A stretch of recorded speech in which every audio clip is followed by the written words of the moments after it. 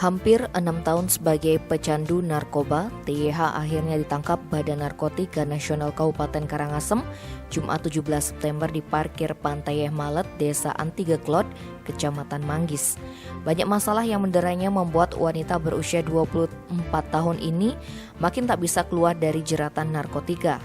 Apalagi setelah dirumahkan dari tempatnya bekerja sebagai staf housekeeping di Nusa Penida Kelungkung, wanita berperawakan gempal itu makin intens menerima kiriman paket narkotika. Wanita yang tinggal di kota Semarapura Kelungkung ini kedapatan membawa 0,45 gram sabu usai disanggongi tim pemberantasan BNNK Karangasem di parkiran Pantai Yehmalet.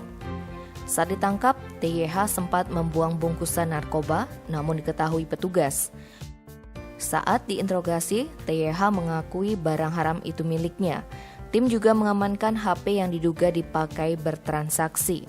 Kepala BNNK Karangasem AKBP Tri Kuncoro Rabu 22 September menjelaskan, awalnya tersangka datang bersama temannya.